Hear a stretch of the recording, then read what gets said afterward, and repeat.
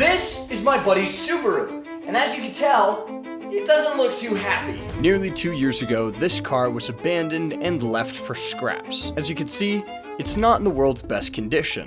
But knowing me, I don't like to back down from a challenge. And this car was nothing shy of that. Ah! You've already seen us pull the turbo. Now we're gonna pull the engine. But before we do that, we need to build some tools. We've got our tools.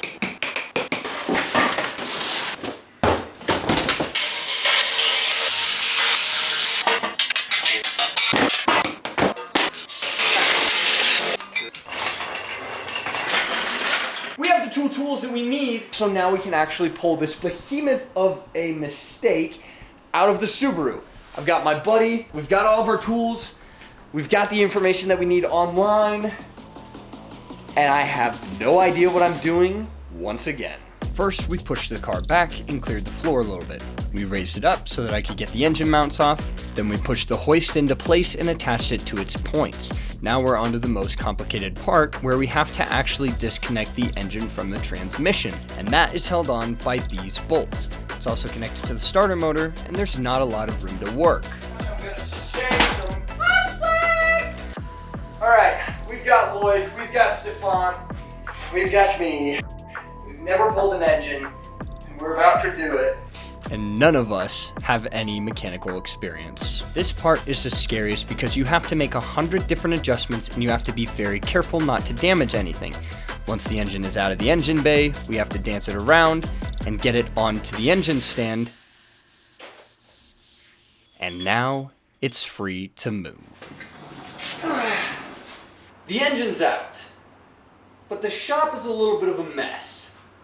Let's reorganize it really quick. Magic! Shop looks good, at least a lot better. We've got the hood on the car, the whole shop area is reorganized, and now we can finally start to work on the engine. I'm trying to be as careful as possible. Oh! Nothing's damaged. That tape was already there. We're good. As I was trying to say, I'm trying to be as careful as possible because moving an engine is not a cheap thing to do. We're removing everything from the car so that we can actually clean it and remove the seats. The garbage goes in one box while the bracelets and belongings go in another. You remove these covers, you remove the two back bolts, the two front bolts, the airbag clip, and the seat comes out. The driver's side is the exact same, only it has two clips, one for the seat belt. Once those were out, Jeez, oh my gosh. it's time to vacuum. The goal of this is to get all of the big debris and most of the dust out for the next part. We're trying to clean the carpet as much as we can without removing it. So we got this power scrubber. There's a cleaning solution that pours onto the carpet, scrubs in, and sucks out. This is what it looked like after one pass in the back. I kept on working till it was dark, then it was time for the engine.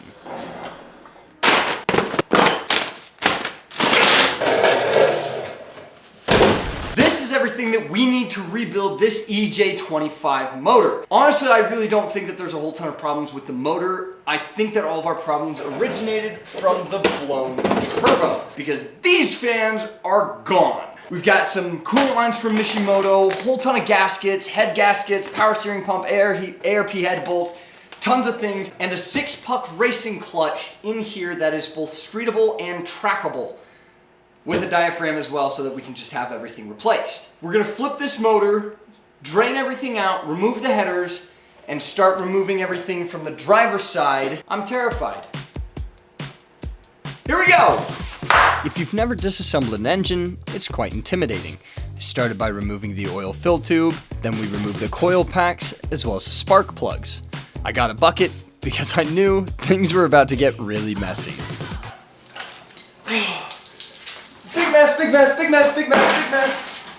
Oh, big mess. I think I should have put the bucket over there. Really big mess. After a quick cleanup, it was removing the exhaust shrouds from the headers, then the connection points from the header to the bottom of the block.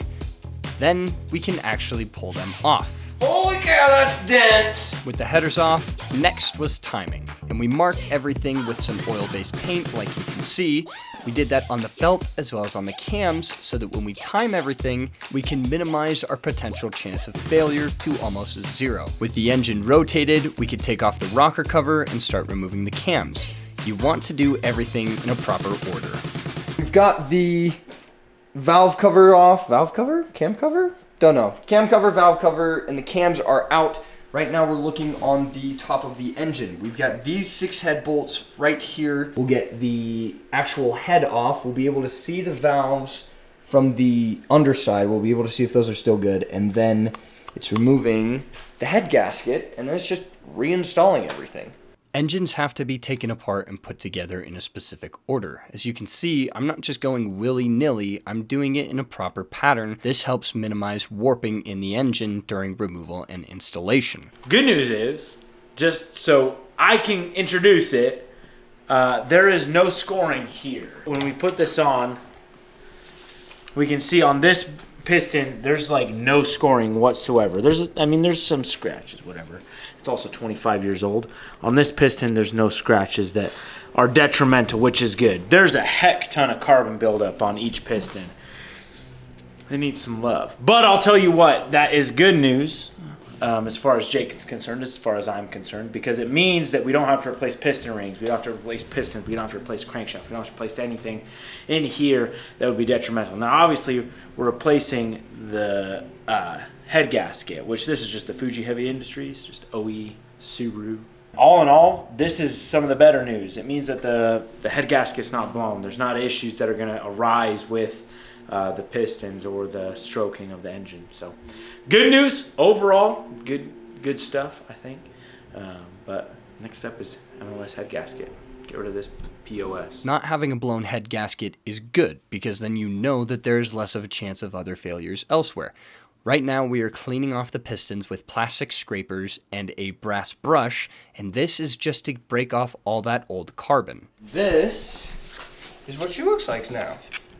So you can see there's a little bit of scratches, like the teeniest, tiniest of amounts. But honestly, I would take this with these itty bitty scratches any day over that mess. So like, take it, just look at that.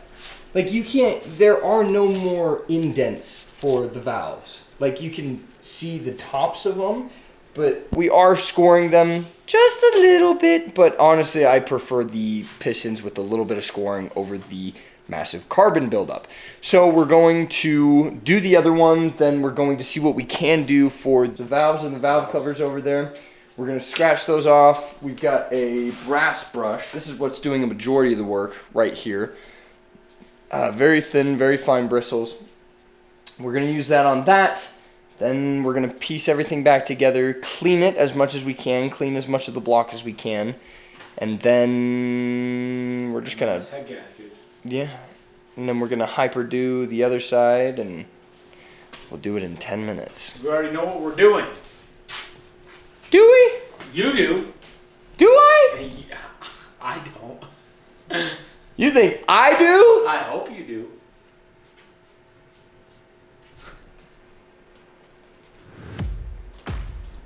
My first day. This is gonna be a problem. Given the fact this is my first engine, I'm terrified all the way. This is what the bottom of the valves look like. As you can see, they're caked in carbon, and the brass brush just takes everything off instantly. Took a long time to chisel everything away using the plastic scrapers, some cleaner, and the brass brush, but they look so much better now. Now it's time to start rebuilding. First goes on the new head gasket, then the head, and these are ARP head studs. These have to go in a specific order. First, they just get tightened down so they're very snug. You don't want to torque them just yet. Then we lube them up with a little bit of assembly grease. On go the washers. On go the nuts. Then they go through a first round of being torqued down to 30 foot-pounds. Once they're all torqued in a specific pattern, this pattern right here, you go through and do 60 foot-pounds. You go through that pattern again, Once you hit that pattern, you go and finish with 90. Jeez. All of the contact points get a little bit of assembly lube, and the cams go in. A little bit of RTF is applied to the cam cover, and again, you want to make sure everything is in properly and torqued specifically. All of the rubber gaskets for the rocker cover get replaced, everything gets torqued to a specific spec, and it all comes back together. The spark plugs go in, followed by the coil packs, the oil tube, the cam gears go on, and it now looks like an engine. So now we have the left hand of the engine done. And it's kind of messy. We've got the cam gears on as well. They're not timed right now. As you can see, the markings are not all lining up properly. They're also not torqued down, but we're gonna worry about that when we get the timing cover on and we actually get the passenger side done as well. But we've got that new head gasket in. Take a look at that. You can barely even see it and barely even tell that it's there. But new ARP head studs are in, the head gaskets are in, and the floor is really messy. And my face is also messy. But we got this half of the engine that's, you know, majority cleaned. I mean, this end of the block we haven't cleaned yet. Don't really know when we're actually gonna do that. But we'll clean it up, bits and bobs here and there. But we're gonna clean up, and we're gonna redo the other side. I said let's do it. Is that okay then? That's Just flip why the tube? Yeah. Okay.